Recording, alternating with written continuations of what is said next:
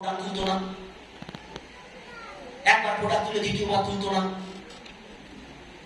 আমি যখন থেকে বিশ্বাস করা শুরু করেছি এই ব্যবসাটা কাজ করে, আমি যখন কারোর সঙ্গে বসেছি তখন আমার থেকে একটা রে জেনারেট হয়েছে, তার মধ্যে একটা ফিলিং ট্রান্সফার হয়। দুটো পাখি যখন কথা বলে দেখবেন ঠোঁট দিয়ে কথা বলে, তাই না? ফিলিং ট্রান্সফার হয়। ঠোঁটের এমন জায়গায় ঘা মারে বুঝতে পারে যে কি বলতে চাইছেন। তো আমরা যখন কারোর সাথে কথা বলি তখন ফিলিং ট্রান্সফার হয়, ফিলিং। এই ফিলিংটা অ্যাকোয়ার করাটা খুব দরকার। এবং যার জন্য ট্রেনিং মিটিং এ আসা, টিম তৈরি হবে, টিম নষ্ট হবে, কত কিছু জীবনে ঘটবে। যখন প্রথম দিকে শুরু করেছি কোয়ালিফাই করতে পারছি না, আমি ভাবতাম আমার সাকসেস মনে লোকের হাতে নির্ভরশীল। কেন? আমি তো জয়নিং করিয়ে দিয়ে এসেছি, ওর তো প্রোডাক্ট তোলার কথা ছিল, এখন তোলেনি। আমি শুধু ফোনের পর ফোন করে যাচ্ছি। ভাবতাম আমার সাকসেসটা ওই লোকের হাতে নির্ভরশীল, ওই লোক কাজ করলে আমার সাকসেস আসবে। এটা আমার একটা ভুল ধারণা ছিল।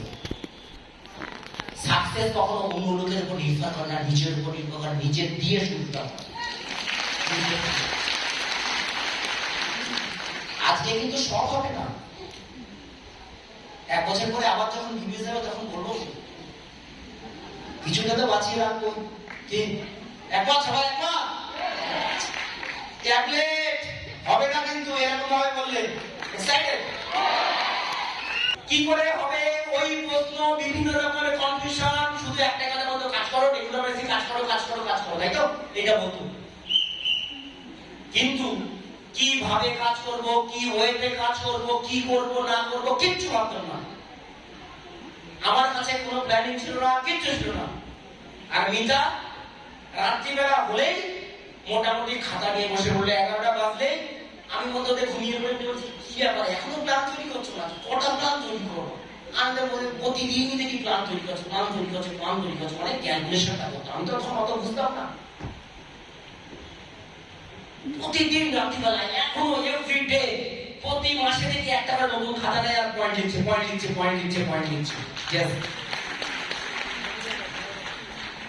কি করে হয় অত চিন্তা ভাবনা। আমি প্রথম দিকে ওই জিনিস নিয়ে, মেকানিজম নিয়ে বেশি ভাবতাম।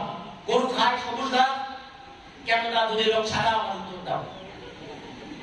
এই দুধের রং কেন সাদা, কেন সবুজ হচ্ছে না? এই মেকানিজমে আমি পড়েছিলাম। এবং ম্যাক্সিমাম বুদ্ধিজীবী মানে আমার মতন স্কুলে যারা পড়ায় তারা ওই মেকানিজমেই আটকে থাকে, আর একটু অগ্রসর হতে পারে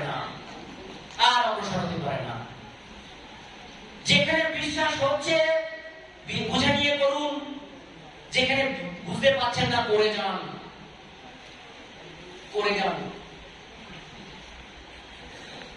এরপর একা করে যখন বিজনেস সাথে মিটিং আসা শুরু করলাম, তারপরে ফার্স্ট ওই আপনার পৌরসভাতে মিটিং আসলাম।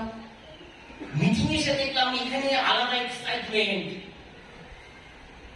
শুধু বলছে যে তোমার 4টে সলিড লোকের দরকার এবং টিমে নেমে কারেন্ট আলা 4টে লোকের দরকার। কারেন্ট আলা 4টে লোক, বিক্রম দরকার, বেতাল দরকার নেই। একটা সময় আমরা বেতালে ভর্তি করে দিলাম। বিক্রম বেতালে গল্প জানেন তো? বিক্রম বেতাল বেতালে ভর্তি করে দিল, শুধু গল্প দিত, কাকা এই করে ফেলবো, কাকা ওই করে ফেলবো। আমি সব ভয়ে বুঝতাম। প্রথম দিকে যখন এসে বলতো না, কাকা এই মাসেটা 6টা নামিয়ে দেবো, তুমি আমার জয়েন্টটা করাও, আর একবারে 6 জনা প্রোডাক্ট তুলবো মাসের 28 তারিখে। মাসের 28 তারিখে একবারে প্রোডাক্ট তুলবো। আমরা তো বিশাল কত ওখান থেকে একটা এসপি আসবে, বিশাল ব্যাপার। 28 তারিখে ফোন করলে বুঝতো না, ফোন ধরে না, আবার 1 তারিখে আমি জীবিত। এরকম কত হয়েছে। এবং এরকম হয়েছে যে আমরা বাড়ি থেকে ফোন করে বলছে যারা প্রোডাক্ট তুলতে যাচ্ছে আপনি ডিবিতে যান। ডিবিতে গিয়ে 3 ঘন্টা বসে সেই লোক আজ এখনো এসে পৌঁছায়নি, এখনো আসছে রাস্তাতে, হবে কম বেশি এরকম হবে। এক্সপিরিয়েন্সটা হবে কম বেশি, এইরকম এক্সপিরিয়েন্স প্রত্যেকের হবে। এরকম যদি না হন, আপনি আমি এসেছিলাম, এসে তো 4 জনাকে ঢুকিয়ে দিয়েছি, আমার মামা, মামার বউ আর মামার ছেলে, মামার মেয়ে। এই 4 জনা ঢুকলাম, 4 জনা তো মানে বিদ্যুতের গতিতে কাজ করলো, আমি মিলেনিয়ার হয়ে গেলাম, 1 লাখ টাকা করে আমার ঢুকছে, ব্যাস শেষ। 60 টাকায় 50 টাকাতে টিকিট কেটে এসেছে, ভালো হয়েছে না কত দিচ্ছে, তাই তো? এরকম করবে। টিম তৈরি করবে, টিম ভেঙে যাবে, টিম তৈরি করবে, টিম ভেঙে যাবে, টিম তৈরি করবে, টিম ভাঙবে। ওই কথা আগের কথা উল্টো করে বলতে বলেন লাখ টাকা রোজগার করবে, বলেন এক্সপিরিয়েন্স হবে না, সেই কোয়ালিটি তৈরি হবে না। আমি আজকে 18 বছর চাকরি করি, আমার ম্যাথে এমএসসি করা, তাই তো? কতদিন পড়াশোনা করতে হচ্ছে একটুখানি বুঝবেন আপনি যারা আছেন এই ঘরে। মাইন্ডসেট রেডি করা, প্রোডাক্ট করানোর কথা না কিন্তু। কে হ্যালো, আজকে এখান থেকে মাইন্ডসেট রেডি করে যান। আমার টিমের হতে পারেন, কোন টিমের হতে পারেন, ডাজ নট ম্যাটার। আমি কোনোদিনও আমার টিম ওই টিম আমি আলাদা করি না। আমার কাছে যদি ক্রস টিম যে কেউ নিয়ে আসে আমি তাকে মোটিভেট করি। ব্যবসাটা করার জন্য, ব্যবসাটা করার জন্য আজকে কি বলবো, ঈশ্বরের আশীর্বাদ থাকলে এই ব্যবসা সম্ভব তার পক্ষে। ঈশ্বরের আশীর্বাদ, এখানে কেউ এমনি আসেননি। তাহলে আমি ধূপকাঠির ব্যবসা করতাম, দেবাশিস আমাদের বাড়িতে যেত না। ঈশ্বরের আশীর্বাদ বলে এখানে এসেছেন। এমন কিছু করবেন আপনার মাধ্যমে, বিশ্বাস করুন, সেটা চোখ বন্ধ করে বিশ্বাস করুন, বুকের উপরে হাত দিয়ে রেখে চিন্তা করে দেখুন, আপনার মাধ্যমে কতগুলো ফ্যামিলির লাইফস্টাইল পরিবর্তন হবে, কত লোকের জীবন পরিবর্তন হবে। এর থেকে পুণ্যি কাজ কি হতে পারে? একটা দেখুন ভারতবর্ষের বুকে, একটা দেখান ভারতবর্ষের বুকে কি হতে পারে। আজকে দেবাশিসে কত ফ্যামিলিকে চেঞ্জ করেছে বলুন তো। আমাদেরকে চেঞ্জ করেছে জানেন? আমার বউ এখন আমার কাছ থেকে একটা পয়সা চায় না। কি বললাম? ফ্যান কিনবো, তেল কিনবো, বাড়িতে চায় না। আমারই একটা পয়সা চায় না। আমি বলি দাও না, কিছু দাও, কিছু দাও, কিছু দাও। সম্ভব? আরে বিশ্বাস করুন, হবে।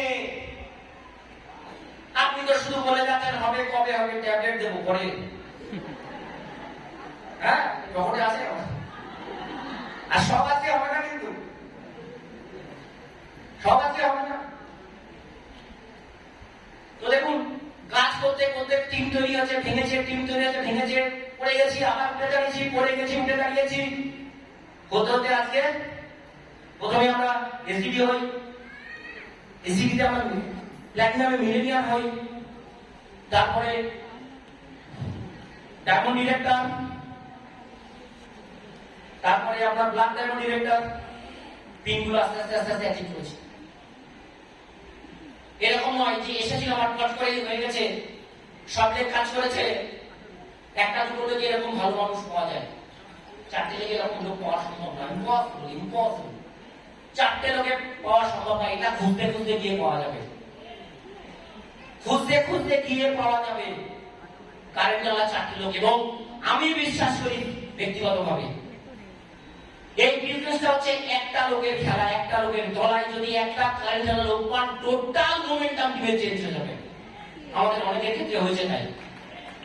ওই পর্যন্ত কিন্তু আপনাকে টিকে থাকতে হবে, ওই পর্যন্ত টিকে থাকা দরকার, ওই পর্যন্ত টিকে থাকতে হবে। কত চড়াই উচ্চাই, কত ওঠা পড়া লেগে থাকবে, কত বিজনেসের ক্ষেত্রে। যেটা প্রথম দিকে হতো সহ্য করতে পারতাম না, শর্ট টেম্পার হয়ে যেতাম। তাই কি করিস কেন? তুই বিভিন্ন করে আমার সামনে আসবি না, তোর এটা করা বলেছ, তুই কেন করিস? এরকম ভাবে কথাবার্তা বলতাম। তখন দেখতাম যে লোক আমার দেখে আসছে, ফোন করে ফোনটা, কি ব্যাপার তুমি ফোনটা ধরছো না কেন? তোমাকে আমি এত বাজে ফোন করবে কি? আমি তো সে আগে ফোন করার কাজ আগে তো মিস মেরে দিয়েছি। কত এরকম এরকম করেছি, বুঝতাম না।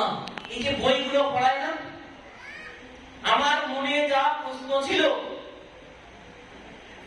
আমার মনে যা প্রশ্ন ছিল, বই ওই প্রশ্নগুলোকে সমাধান করেছে।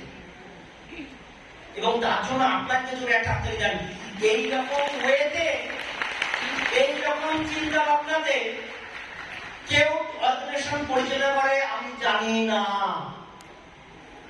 এবং হাতে কলমে ধরে বই পড়াচ্ছে, হাতে কলমে ধরে বই পড়াচ্ছে, অসাধারণ। এবং কি বলবো, আমি এখনো ফরেন ট্যুরে যাইনি, মানে লেডিস ফার্স্ট, মিতা অলরেডি 2 বার এসেছে। আমি বলছিলাম ধরে আপনার বলেছিলাম যে দুবাই যাবো, তা বলছে না দুবাই না, স্পেনে যাওয়ার কথা, স্পেনে যাওয়ার কথা। সরকারি চাকরি করে কোনদিন পারতাম, এই আমি পারতাম না, সত্যি বলছি আমি কোনদিন পারতাম না। কি বলবো, মানে আমার মধ্যে ভাবতে না অবাক লাগে, সত্যি বলছি। এখানে যদি কেউ থেকে থাকে হবে কি হবে না, করবো কি করবো না, ভেবে ভেবে কোনাই তো হলো না, ওরা চিন্তা ভাবনা করে আরে ঝাঁপিয়ে পড়বো। আমি বলছি যে 1টা বছর দিন না, 1টা বছর দিন, 1 বছর দিন, প্রতিদিন 2 ঘন্টা 3 ঘন্টা করে কাজ করবো, প্রতিদিন 2 ঘন্টা 3 ঘন্টা, বাট এভরিডে করতে হবে, এভরিডে সম্ভব। যখন দেখবেন অর্গানাইজেশন তৈরি হয়েছে না, আজ থেকে আমাদের টিমের অনেক টিম মেম্বার আছে, আজ থেকে 2 বছর 1-1.5 বছর আগে বলছিল অধিকার করবো না, অনেক টিম মেম্বার বাউন্স ব্যাক করেছে। জীবন কখনো ফিল্মের মতন হয় না। ফিল্মের নায়কদের দেখেছেন তো, কিছুই করতো না, চাষ করে কোটি কোটি টাকা পেয়ে গেল, গাড়ি চড়ে ঘুরে বেড়াচ্ছে, সুন্দরী বউ বিয়ে করে ফেলো, কোনদিন ফিল্মের জীবন স্মুথলি কেটে যাচ্ছে, জীবন কখনো কাটে না। এই ব্যবসাটাও তাই, সব সময় সমানভাবে চলবে না, ওঠা পড়া লেগেই থাকবে, ওঠা পড়া লেগেই থাকবে। সেই সময় পেশেন্সটা রাখা জরুরি। এবং আমি সবসময় নিজেকে বলি, ব্যবসা যখন ভালো হচ্ছে তখনও যখন আমার মেন্টালিটি আমি সবার সাথে হাসি মুখে কথা বলি, মানে কম যখন হচ্ছে তখনও যখন আমি সবার সাথে সমানভাবে হাসি মুখে কথা বলি। ভগবান এই শক্তিটুকু আমাকে দেন, এবং আমি যেন আপলাইনদেরকে রেসপেক্ট করতে পারি। আপলাইনকে রেসপেক্ট করা, যে আপনাকে ব্যবসায় বসেছে না, তাকে রেসপেক্ট করাটা খুব জরুরি। এটা একটা সময় আমি অনেক ভুল করেছি, এই বিষয়ে অনেক ভুল করেছি, অনেক ভুল। আমি ভূমিকার বিজনেসটা আমি ভুলের দাদা, আপনি কি মানে যত ভুল করেন কিনতে আসে না, কিন্তু যেদিন থেকে সঠিক শুরু করবেন, তারপর থেকে যেন ভুল না করে। সেটা গল্প করে শেষ করবো, ভালো লাগে তো? আজকে সব হবে না, ট্যাবলেট দেবো পরে, এই গল্পের পরে, আজকে সব হবে না, কিন্তু আমার 1 ঘন্টা সময়, ঠিক আছে? সেটা গল্প বলে শেষ করবো। গল্পটা আমার খুবই ফেভারিট, গল্পটা আমি অনেকবার শুনি। সেটা হচ্ছে মোহাম্মদ ঘড়ি আর পৃথ্বীরাজ চৌহানের লড়াই হয়েছে, জানি তো? মোহাম্মদ ঘড়ি আর পৃথ্বীরাজ চৌহান, ইতিহাসটা বলেছি তো, কতবার? 17 বার। 18তম বারে গিয়ে মোহাম্মদ ঘড়ি জেতে, তাই তো? তো দেখুন, মোহাম্মদ ঘড়ি যুদ্ধ করতে যাচ্ছে কার সাথে? পৃথ্বীরাজ চৌহানের সাথে। তাহলে আমরা সবাই মনে করে নিচ্ছি আমরা হচ্ছি মোহাম্মদ ঘড়ি। কি বলতে হবে তো? আরে বাবা, মোহাম্মদ কোথায় যাচ্ছি? পৃথ্বীরাজ চৌহানের সাথে যুদ্ধ করতে। তাহলে আমি ছিলাম এদিকে, যুদ্ধ করতে যাচ্ছি, যুদ্ধ করতে গেলাম, যুদ্ধ করলাম, আর ফেরত চলে এলাম। আবার যুদ্ধ করতে যাচ্ছি, যুদ্ধ করতে গেলাম, আবার হেরে গেলাম, আমার অনেক ক্ষতি হলো, আবার ফেরত চলে এলাম। এরকম ভাবে মোটামুটি 5 যাওয়া হয়ে গেছে মোহাম্মদ ঘড়ি যুদ্ধ করতে, কার সাথে? পৃথ্বীরাজ চৌহানের সাথে। আর গেলেই হেরে চলে আসে। 6ষ্ঠবারে যখন গেছে, গিয়ে যখন ফেরত আসছে, পাড়ার লোকজন বলছে হেরুয়া চলে এসেছে, ওই পিঠে একটু মারটা খেয়ে চলে এসেছে, হেরে গেছে। ছেলে পিঠে সব বলছে, মোহাম্মদ ঘড়িকে বলছে। চিন্তা করে দেখুন, বারবার প্ল্যান শোনাচ্ছে, ব্যর্থ চলে আসছে। এরকম কথা যদি কেউ বলে, আপনার মনের মধ্যে কেমন যাবে, কেমন বাঁচবে?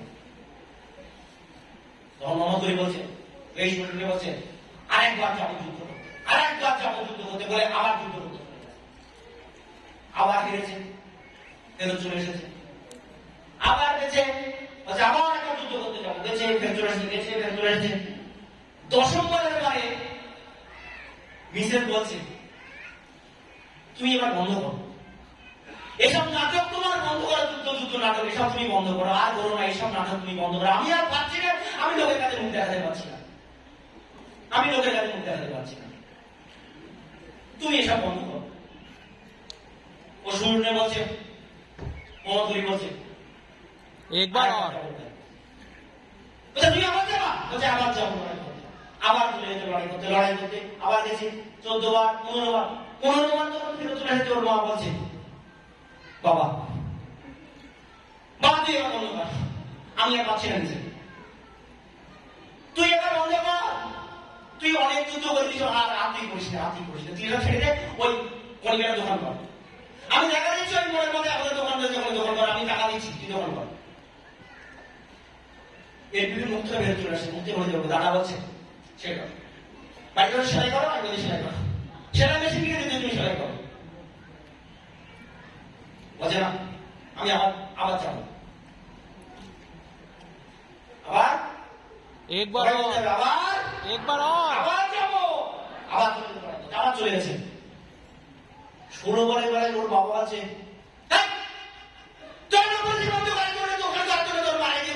তুই এখন দোকান যুদ্ধ খেলে বেড়াচ্ছিস, বন্ধ কর, বলে তোর আমি ওই সৈন্য বলে কাজ দিতে দেবো না, সৈন্য বলে সব কেউ থাকবে না, তুই বন্ধ কর। বাবা আরো একবার যাবো, বাবা আমি আরো একবার যাবো। এবার আবার চলে গেছে যুদ্ধ করতে, 17তম বার যখন একদম হেরে গেছে, ফেরত চলে আসছে, সেনাবাহিনী লোকজন বলছে আমাদের জিততে পারবো না, আমাদের লোকজনের প্রাণ নষ্ট হচ্ছে, কত গেছি আমি আর যাবো না, আমি আর যাবো না মিটিংয়ে, আমি আর যাবো না, অনেক টাকা নষ্ট হয়ে গেছে মিটিংয়ে। আপনার বলছেন আবার চল যুদ্ধ করতে, আবার চল, আবার প্ল্যান দেখাতে যাই, আবার মিটিংয়ে যাই, আবার গেছে আমি যুদ্ধ করতে। এবার গিয়ে পৃথিবীর সর্বশিষ তো ভালো জ্বালাতো রে, মানে হারিয়ে বাড়ি বাড়ায়, আবার পরের দিন চলে আসে ভালো জ্বালাতো, আমি হেরে যাচ্ছি রে, আমি হেরে যাচ্ছি, তুই জিতে গেলে যা, এবার তো বন্ধ কর তোর নাটক, এবার তো তোর নাটক বন্ধ কর।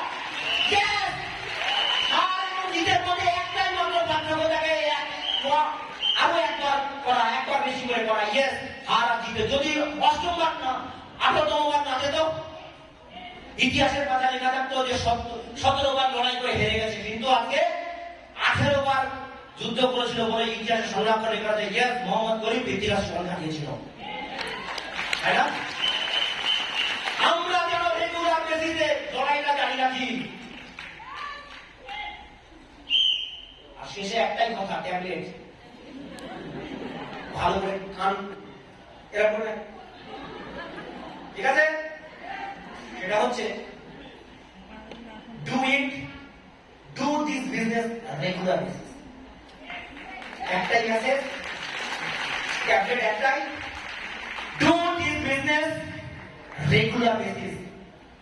5 দিন 2 দিন 3 দিন 5 দিন অন্তর করলে হবে না, এভরিডে কাজ করতে হবে, এভরিডে কাজ করতে হবে। আমরা যারা এখানে আছি, ঈশ্বরের আশীর্বাদের জন্য এখানে বাইরে অনেক লোক পড়ে গেছে, আমরা এখানে জিততে এসেছি, আমরা কোনো জয় টিমের সদস্য, আমরা কোনো হাতে জানি না, ওটা করা জীবনে লেগে থাকবে, আমাদের ক্ষেত্রে হয়েছে, এটা কোনো ব্যাপারই না, টিম নষ্ট হয়ে গেছে, টিম আবার তৈরি করেছি, আবার একবার লড়াই করেছি,